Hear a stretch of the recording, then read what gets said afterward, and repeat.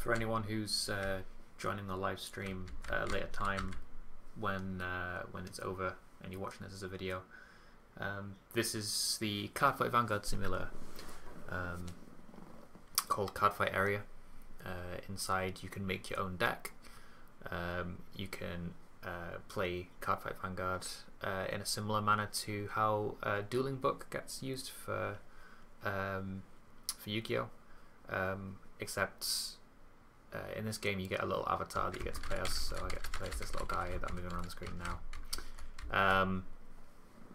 And you go to different areas of the map and you click on people and ask them to duel, essentially. It's like almost like a mix of Pokemon and Yu-Gi-Oh! In a sense that you walk around a map and battle other people, sort of thing. So someone's clicked on me. Let's start a game with them. I'm going to be playing Aqua Force, and they're going to be playing Kagero. Kagero is Aqua Force's biggest weakness, so I'm probably going to lose this, unfortunately. So we get our opening hand. And we have one of each grade, so we like this hand, but I'm going to put one of these cards back and draw a new one, just to get some variance. He's asking heads or tails. I'm going to choose tails. The coin landed on tails, so I get to go first. So I think we're going to ride Influence Dagger first, because we want to keep this Theo in our hand for later. So we're going to ride Influence Dagger, and as all starting Vanguards do, then let's draw a card when you ride on them. And that's going to end our turn. Now you'll notice Influence Dagger is a little weaker than grade 1s that I showed in the practice video that I uploaded. He has a very powerful rear guard effect, which is why he has 1000 less power. I'm going to say no guard to this, which means he gets a drive check, and I get to take a damage. Ah man, I got a heal trigger when I can't heal, which kind of sucks. Okay, so it's grade 2 turn. I'm going to ride this guy. And attack.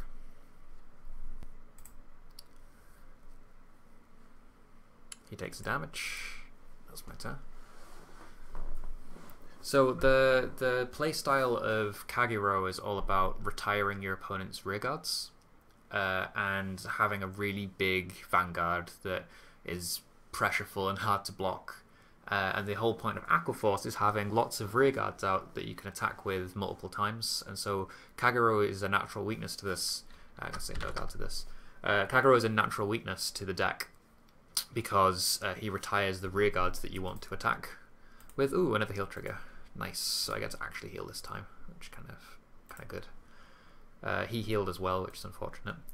So now we're going to ride the main card of the deck. This is called Bluestorm Dragon Maelstrom. He has the imaginary gift Axel, which, as I mentioned in the practice video, gives you a free rearguard circle. So this will allow us to call 3 cards to our front row. So what I'm going to do is I'm going to call Tidal Assault here. I'm going to call my Penguin Soldier behind him, a Theo behind my Maelstrom. I'm going to call Storm Rider Diamantes over here, and a Shotgun Assault here. So we've got loads of rearguards out. I'm going to keep this in my hand for later because I could call him behind the Shotgun Assault, but I don't really see the point right now. So what I'm going to do is now Maelstrom's effect, which is to counterblast 1 card. So I've done that. And all the units in my front row get 3000 power.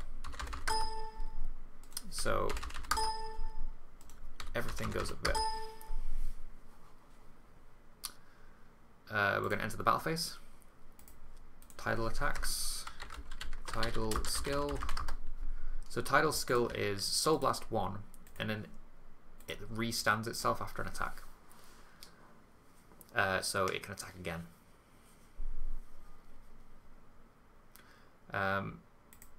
With a boost from Theo, Maelstrom attacks for 23,000, which is really hard for him to block. He's going to have to throw out a trigger or 2 to block that, especially as I've got drive checks. So no, he's going to no guard it. So I get 2 checks. This is grade 3. So first check, crit. All to Diamantes, including the crits. So I'm putting everything on Diamantes.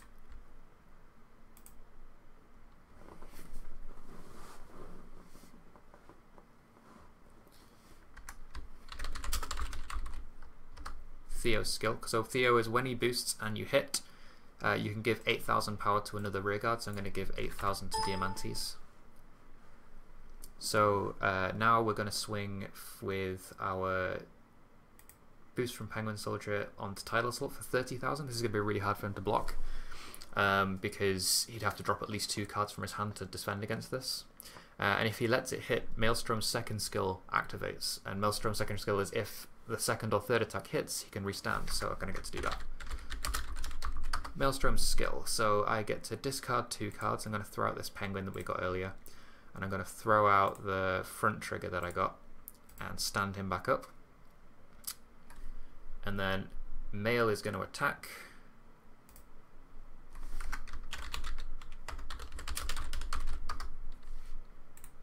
Activate Penguin skill, you retire him to flip a damage face up. He's going to guard me for 1 to pass, so if I get a trigger, I get through and deal him damage.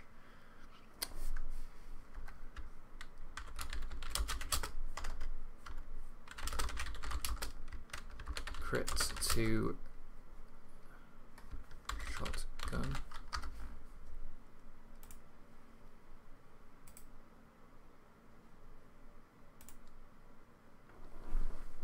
I got a double trigger, so unfortunately for him I got 4 triggers in a row, which is insane. So now I'm going to use shotgun skill. So shotgun lets you Soul Blast 1, and he gains 8,000 power, so it's going to be even harder for him to block. Again, because 30,000 power is difficult to defend against without dropping multiple cards from your hand.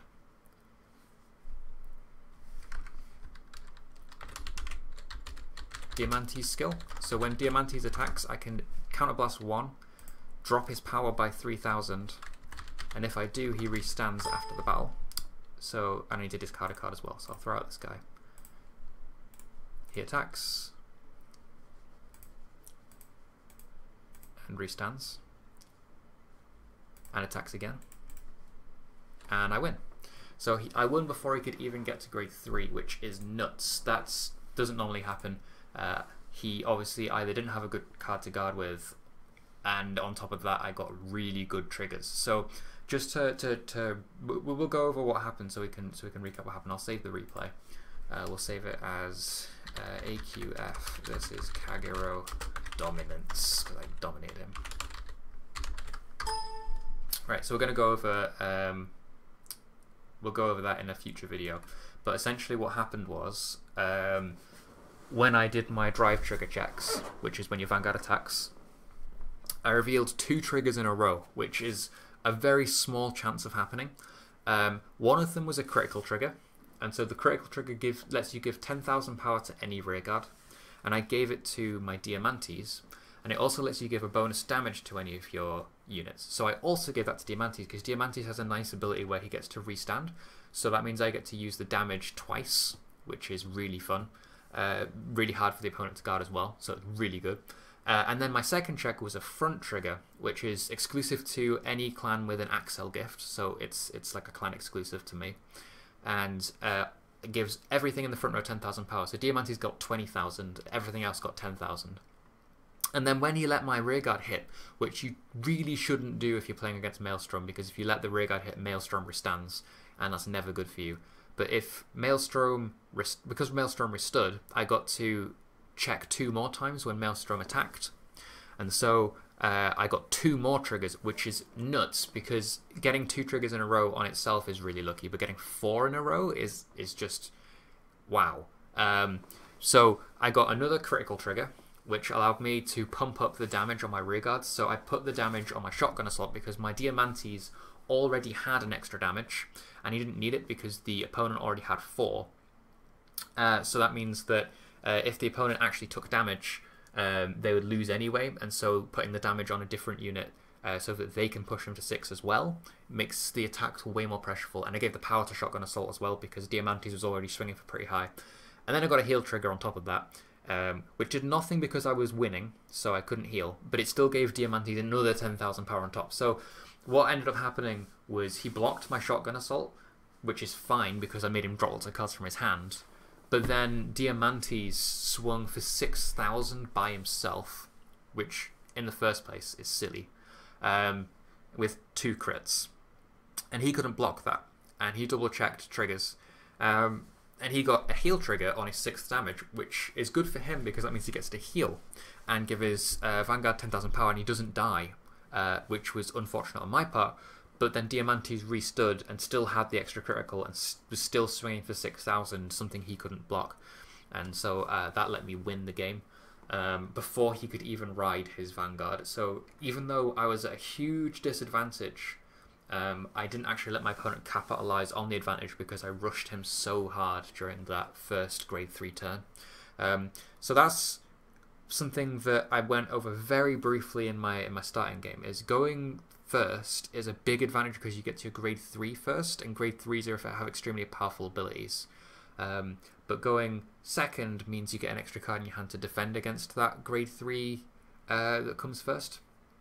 So yeah, that's just something to keep in mind. But yeah, next I'm going to see if I can get another game with someone else when they come out of a game. I've already played against Diamond Star earlier today. I don't want to fancy playing against the same people multiple times because that gets boring. So I'm just going to wait for one of these guys to get out of the game, and then just keep explaining myself. So how about I go over the deck that I'm playing right now? So I'm playing Aqua Force, which, as I mentioned earlier, is a deck that revolves around pressuring your opponent. So most of their units have either have abilities that trigger on certain attacks of the turn. So there's some cards that activate their abilities when it's the first attack of the turn, some activate when it's the 3rd or 4th attack of the turn, some activate the 2nd attack, so on. So you have to kind of really think about the order in which you attack with your units, so it makes it a very technical technical deck. Where you have to really think about your plays. Think of decks like DDD in Yu-Gi-Oh, where it's incredibly combo heavy and you have to think 10 steps ahead. Like Aqua Force is basically that. Like if you don't attack in the right order, if you don't call the right units at the right time, and you don't attack the right things, you're gonna have a bad time. In the same sense with DDD, if you don't know your combos and you fuse into Dark in set 1, you're gonna have a very bad time as well. So this deck revolves around attacking multiple times. Which most XL clans do. Most XL clans can attack at least 4 times a turn. This deck can attack about 6 or 7 times a turn, depending on your hand, which is nuts because your opponent has to guard all that. But what really sets Aqua Force aside from other multi-attack clans is the pressure that they grant. So the main card of the deck is the grade 3 called Blue Storm Dragon Maelstrom. His ability is Counterblast 1 and everything in the front row gains 3,000 power, which doesn't seem like a lot in this game's term. 3,000 power sounds a hell of a lot in Yu-Gi-Oh terms, but considering most of these units have tens of thousands of power, 3,000 doesn't sound like a lot. But 3,000 really helps you hit numbers that your opponent has to drop 2 cards to guard for, which is a good thing because if they lose card advantage, just like in Yu-Gi-Oh, they start losing the game. And so Maelstrom lets you do that. And his second effect is once per turn, if your rearguard's attack hits a Vanguard, and it was the 3rd or the 4th battle of the turn, you can discard 2 cards and stand him back up. So by standing back up, that means when you attack, you rest a unit, so you turn it sideways. When you stand a unit, you turn it back vertical. And so what Maelstrom does is if a rearguard, which is one of your other units, hits, and it's the 3rd or 4th battle, he can stand himself back up and get a 2nd attack, which means you get 2 more drive checks on top. So your opponent really wants to guard those 3rd and 4th attacks, and if they don't, he gets extra trigger checks and extra attack in that game. So he's incredibly pressureful because your opponent has to guard him, and if they don't, what happened to the other guy that I just played against happens. And to add to this pressure, what I've done is a lot of people build this deck in a specific way where they run Algos and Tidal Assault, which I do too. They are restanding units, so they let you attack and then restand them so long as it's the first battle of the turn. And then that ramps up the number of attacks you can get in a turn so that you can hit the thresholds for Maelstrom's restanding abilities. And for other abilities that require a certain number of attacks. So for example, this guy here, this Riptide Dragon, needs to have attacked 4 times before he can attack. And so having a Tidal Assault or a Algos lets you reach those attacks with having less units on the board that you need to commit from your hand. So that means you have more cards to guard with. The other card that a lot of people run is Tier Knight Lazarus. He gains 3,000 power when he attacks, and it's the second battle of the turn or more. Now, usually that will be fairly good. However, if it's the second battle of the turn or more, usually the third battle if you're playing Maelstrom, because Maelstrom likes to attack second. Chances are they've probably checked the damage trigger, and if they check the damage trigger, he can't hit regardless of him gaining 3,000 power. And so I don't really like Lazarus, just because you need to boost him to get any value out of him. If you can't boost him, he is worthless, and so a lot of people run him because of this trap that they're falling into, but I don't feel like he's very worth it. In his stead, I am playing 3 Storm Rider Basil.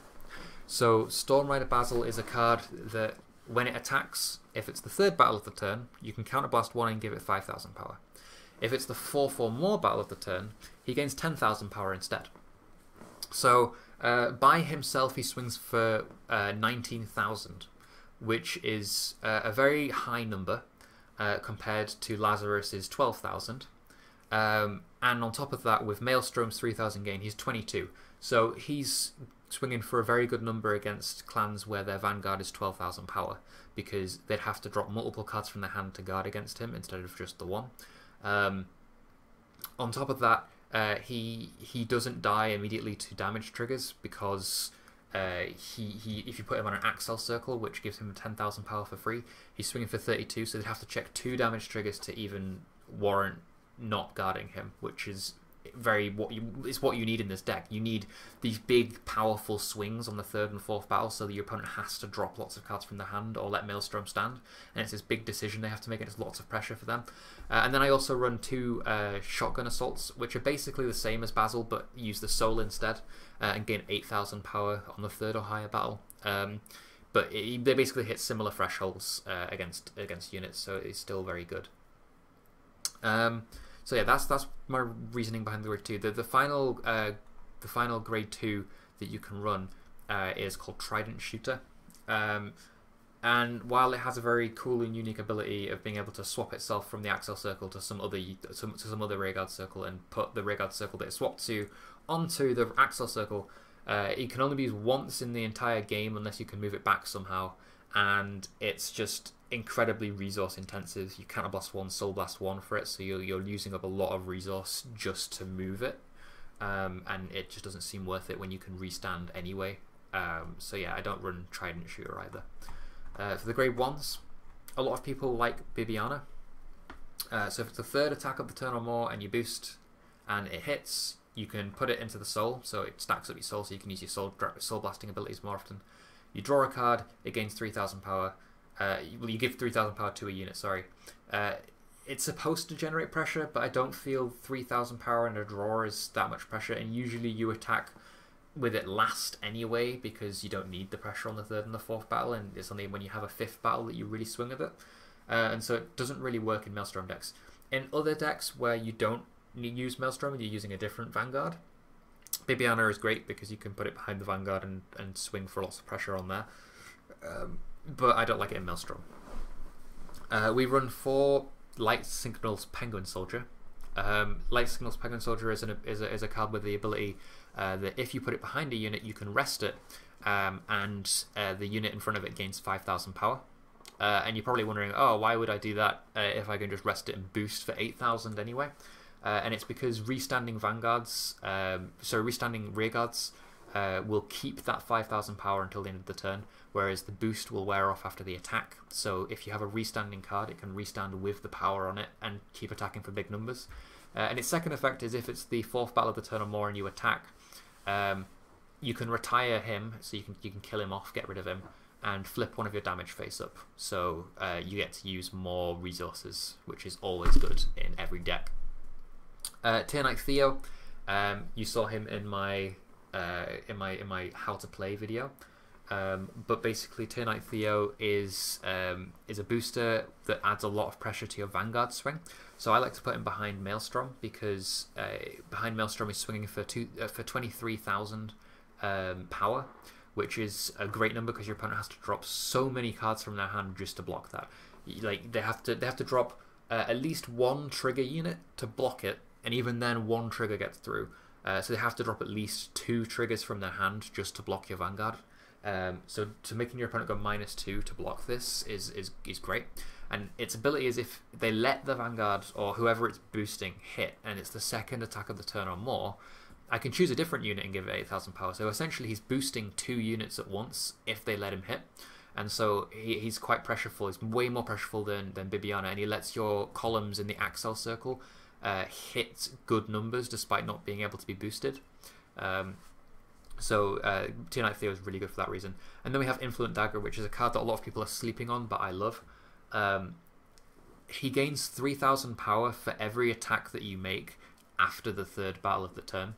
So on turns where you have 3 attacks, he'll be 10,000. If you get to 4 attacks, he goes up to 13,000. 5 attacks, he's 16. 6 attacks, he's 19 by himself.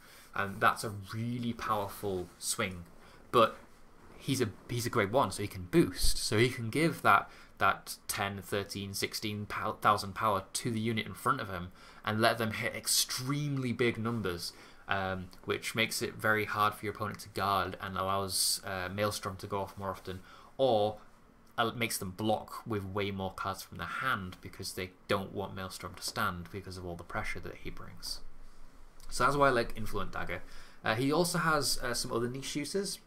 He has a weaker base power than most grade 1s, and so if you're going second, you can actually deny your opponent damage. And that sounds silly, not damaging your opponent, but not giving them the damage to flip over on their grade 2 turn is sometimes very impactful against certain decks.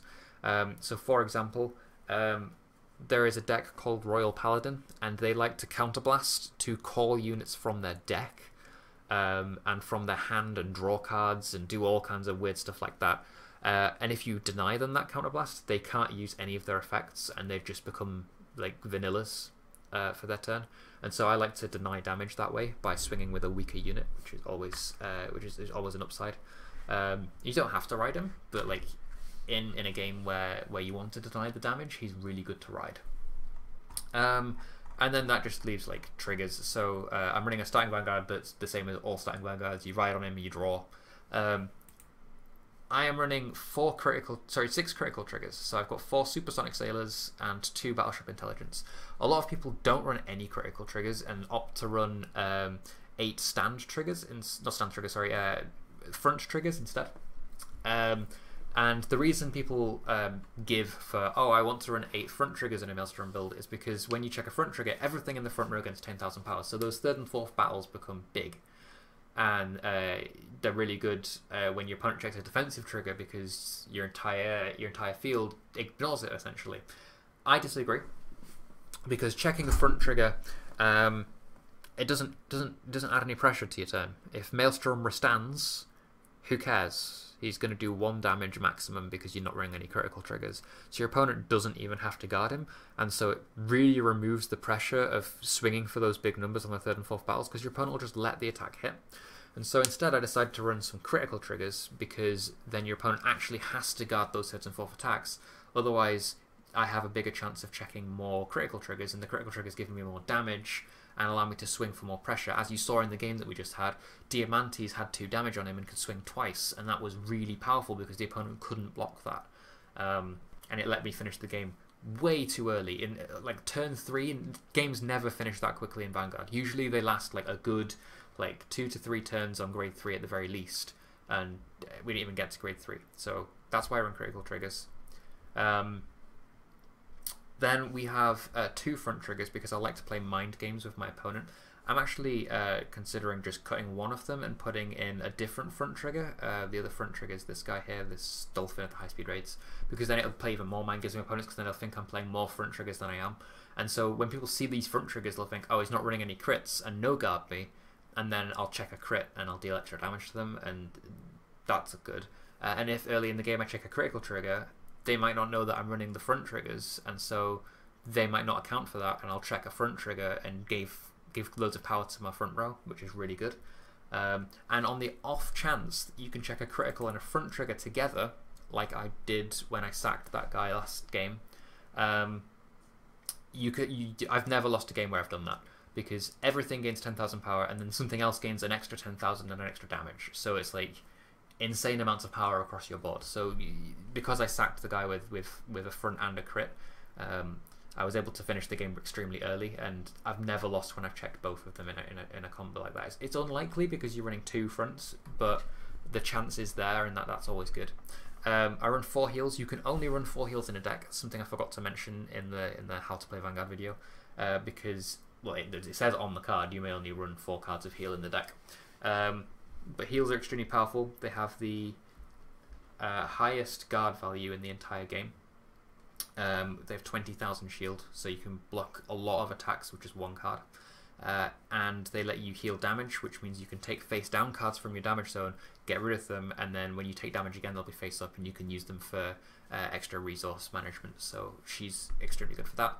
And then I run 4 draw triggers. I don't see why you wouldn't run draw triggers when they have this new ability for V series, which makes them perfect guards, which I went over in the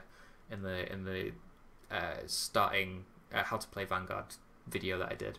But basically, perfect guard, for those of you who haven't watched, is you put it on the guardian circle, and when it's guarding, you can discard a card from your hand, and you negate the attack. Essentially, it's basically like playing negate attack or like Scrap Iron Scarecrow or something like that. You stop the attack dead.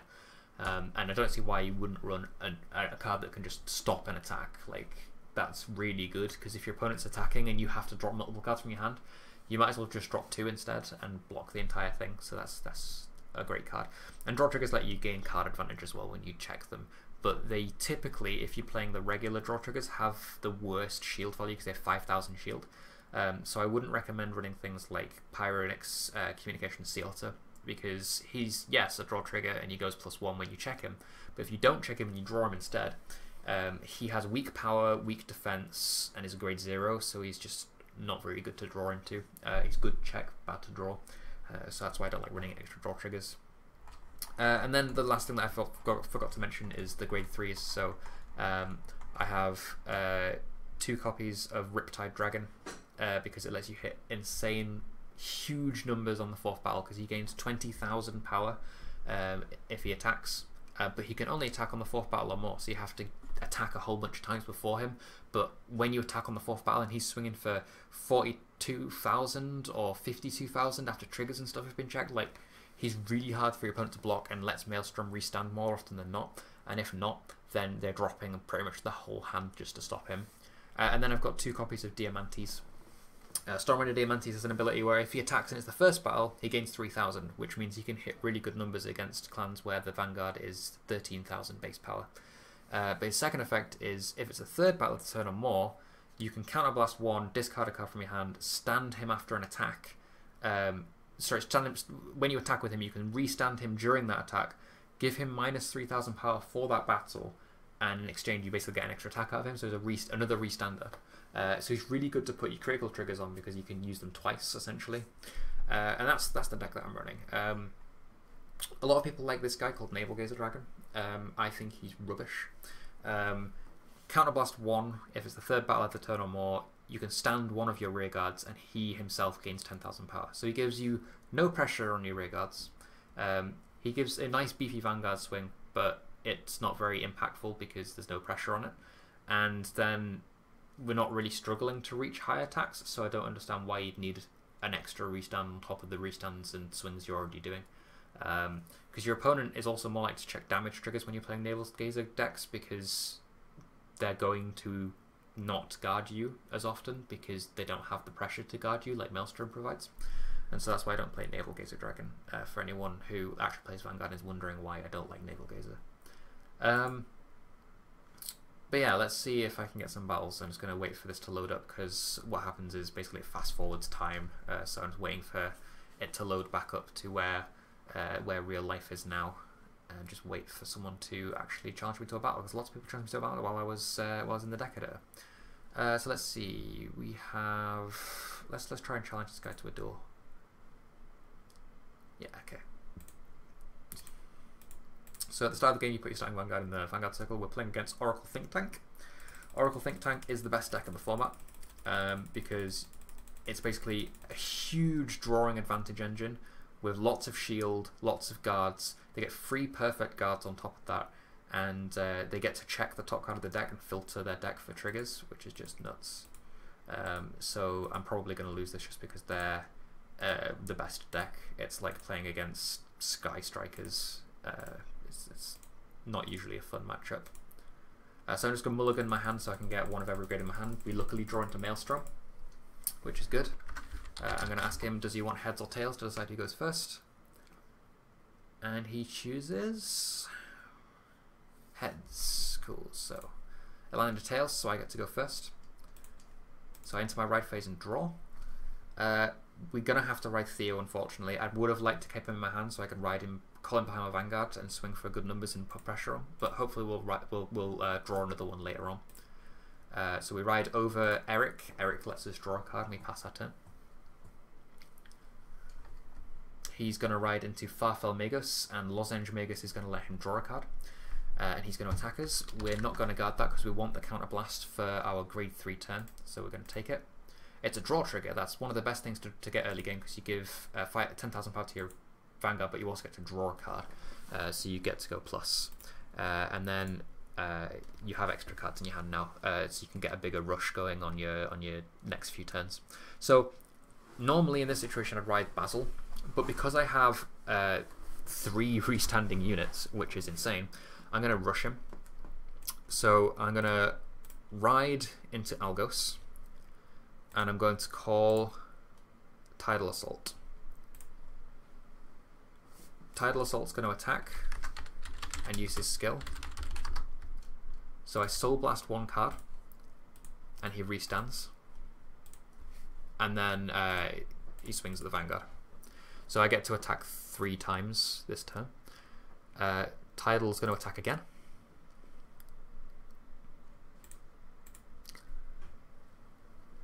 And then Algos is going to attack. Algos skill. So you counter blast 1, Soul Blast 1, choose one of your rear guards and restand it.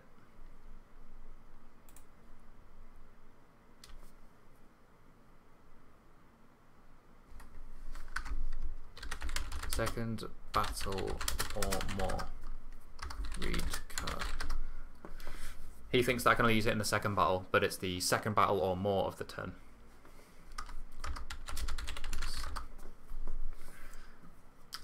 So he's obviously either new to the game or not played against Aqua Force very often. So I'm going to check a drive check, get nothing. He's also going to get nothing, unfortunately, so I'm going to swing again with Tidal Assault, and he's going to drop a guard. So I've damaged him a hell of a lot. The rush is quite good against Protect clans because they like to get to their grade 3 and then stall out the game and stagnate themselves. But having that many swings that early was super good for me. He's going to swing at my Tidal Assault. I don't care if it dies because I have another one, so I'm going to let it die. And then I'm going to no-guard his Vanguard. And hopefully he'll get a critical trigger. Oh, he got a heal. So he gets to heal a damage. It's the bane of Axel clan decks. Unfortunately. But yeah. So now we're going to go for a Maelstrom turn. So we ride into Maelstrom. And we drop our Axel token. And we're going to call Tidal Assault. We're going to drop down a Riptide Dragon, and we're going to put it in the Axel circle so he gets extra power. And we're also going to drop down Basil so that we can have our 4 attacks, 5 attacks actually, because we have a Tidal Assault. The question is, do I want to use Maelstrom's skill? No, I don't, because there's no point at the moment, because if I go up to 12,000, I can still hit him even though I'm at 9,000, he's dropping the same amount of guard. If I go to 15,000, yeah, he's going to drop some more guard, but I'm still pressureful. If I swing for 19,000, I'm still hitting, and if I swing for 44,000, I'm still going to hit. So there's no point using Maelstrom skill. I'm going to save the Counter Blast and use it on Basil. So I'm going to enter the battle phase. Tidal Assault will attack the Silent Tom, and then he's going to use his skill to restand. I'm out of soul now, so this Tidal Assault is useless to me. I'm going to let it down the next turn. Maelstrom is going to attack the Vanguard. He's going to no-guard it because he has barely any damage, so there's no point in guarding it. I'm going to check 2 cards. Not get any triggers, unfortunately. He's going to damage check. Also not get any triggers, unfortunately. And then my third battle of the turn is going to be I'll Tidal Assault attacking again. So he's going to have to guard this, otherwise Maelstrom restands. So he has to drop a trigger, which is good for me. Now it's the 4th battle of the turn. I'm going to swing with Riptide. So he gets to 42,000. He's going to have a hell of a time guarding this, so he's going to drop a perfect guard, which is good for me. He has less guard in the future. And now I'm going to use... I'm not going to use Tidal Assault skill. I'm just going to attack for 9,000. There's no point in giving him 10,000 power because he's going to take it anyway regardless. And so I'm going to pass my turn. So the reason I knew he was going to take it regardless is because he has barely any cards left in his hand and he wants to conserve card advantage, and taking 1 damage isn't so bad for him. So he's just ridden into CEO Amaterasu. Her skill lets her draw 1 card, check the top card of the deck, put it on the top of the bottom, and then she also gets a, he's put it back on the top, so it's probably a trigger. He's given himself a gift called Protect. So Protect acts as another perfect guard. So like the draw triggers do, you can put it down, discard a card, and not get hit. I'm going to no guard this. Even if it's a critical trigger, I get some extra damage in so that, oh, it's not a critical trigger. He just wants to keep that. Cool, so he got a critical trigger at least, so I'm going to... It's going to go my damage zone. I get to draw a card, and then I take a 2nd damage. It's a heal trigger, but unfortunately I don't get to heal because I was on 3 damage, he was on 4 damage, so I was winning, so I don't get to heal, unfortunately. So now I can stand and draw, and now this is where the turn gets interesting, because now I have lots of counterblast. I can put the pressure on. So I'm going to call Theo behind my Vanguard, so he has lots of pressure there. I'm going to call Penguin Soldier behind Tidal Assault, so I can get him to swing for 17 twice, because of the Penguin skill giving him 5,000 power. And then I'm going to put the Influent Dagger behind Basil, because on the 5th attack of the turn, this hits a really nice number. Really, really nice number this row. And so let's use Mael's skill. Maelstrom skill, as I mentioned earlier, is to counterblast 1 and give everything in the front row 3,000 power. So this guy goes up to 25, these 2 guys go up to 12,000, and Maelstrom goes over to 15 himself. Penguin skill. So Penguin lets me rest, and then the card in front of it gains 5,000 power. So he's going to go up to 17, which is a really good number against him, because now he has to drop at least 10,000 to block, instead of the 5,000 that he would have had to block. Actually,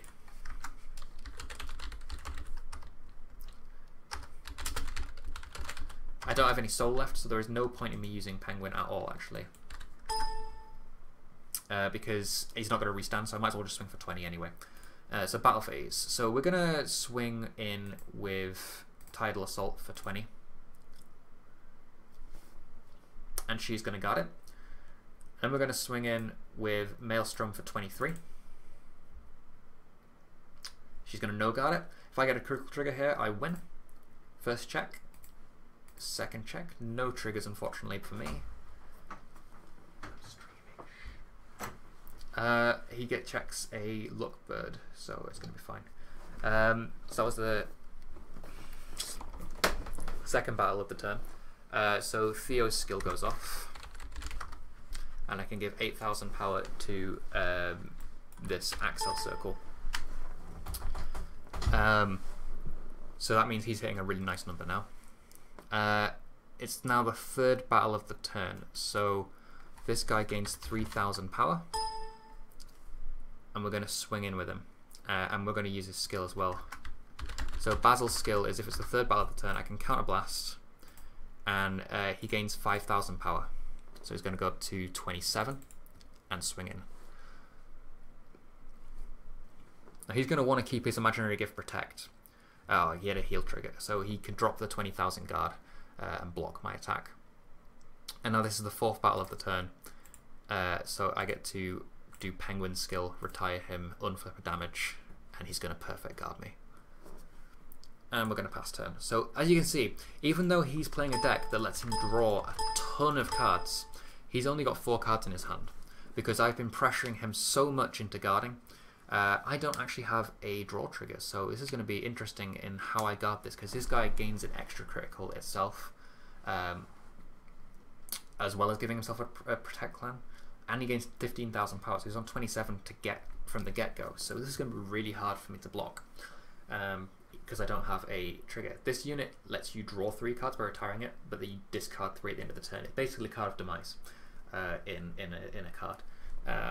So he's going to get lots of units to call. This is basically a last-ditch effort attempt, I'm assuming. He's probably going to call out his whole hand so he doesn't have to discard at the end of the turn.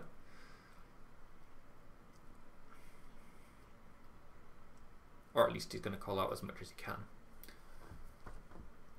Imperial Daughter's other skill allows him to Soul Blast 1 to give a unit 6,000 power, which is incredibly powerful because he's going to be able to hit really good numbers with one of his rows now. Oh, he's giving it to himself. That's dangerous for me. Let's drop some guard. So this is going to break him 32. And this is going to make him 47, which means you'd need 2 triggers to pass. So I'm going to do that. I'm going to guard with this. I'm going to guard with that. It's telling me has... Ooh, my screen went small for some reason. I'm sorry about that, guys. He's got 2 triggers to pass, so we're going to have to check 2 triggers to actually hit me. And if he gets 2 triggers, rip me, because that's lucky for him. He got a first trigger. If he puts this on his Vanguard, he's going balls to the walls all in. And if he goes all in and gets the second trigger, then I'm good. Okay, he's given it to his rearguard, so that's fine by me. I managed to block his Vanguard. But now I know he's got a draw trigger. He's... I was using Circle Skill, so if you check a grade 2, you can put it on the bottom and draw a card instead. But he's now got some pretty decent rows going, because this guy can look at the top card of the deck and draw a card and make you discard 1 and gain 6,000. Like, it's all about drawing and scrying and discarding and getting a big hand in everything. Like, he started the turn with 4 cards in his hand and he's already at like 6. Like, that's nuts. So this guy also lets you look at the top card of your deck and put it on the bottom or the top, so you get to thin your deck out even more to get those triggers on top. Now he's swinging for 23. I'm going to let this hit just in case I get a trigger. If I get a trigger, then I can guard this one easier. So no trigger, unfortunately, for me. And now I'm swinging for 27. So I'm going to drop a trigger and intercept with Tidal Assault, who's useless now because I don't have any soul. And he's going to end his turn. And discard 3 cards from his hand for the unit that he used Card of Demise with. So yeah, I guess a standard draw. He's only got 3 cards in his hand, so this is final turn. I am going to win this turn, no matter what, probably. So what I'm going to do is going to call Algos and Penguin Soldier. Use Male Skill. Everything gains 3,000.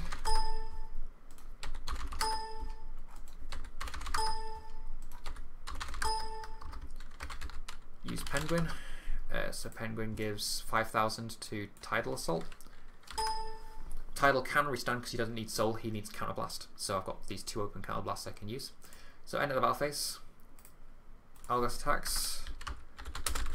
Algos' skill. Counterblast 1, restand. And now I'm attacking the Vanguard instead of a rearguard because he has to guard, otherwise he loses. So he took the damage, it's game. I managed to win against the best deck in the format. Hooray me. He actually drew really well, so I don't know how I managed to pull that off. But hey, it's a good game at least. At least he got to grade 3 and we had multiple grade 3 turns and you got to see a couple of actual games being played out today. I'm actually hoping that anyone who watches this and gets into Vanguard falls in love with my favourite clan, which is Aqua, because it doesn't get much love and it's actually a really strong clan and people give it a bad rap for no reason. So yeah.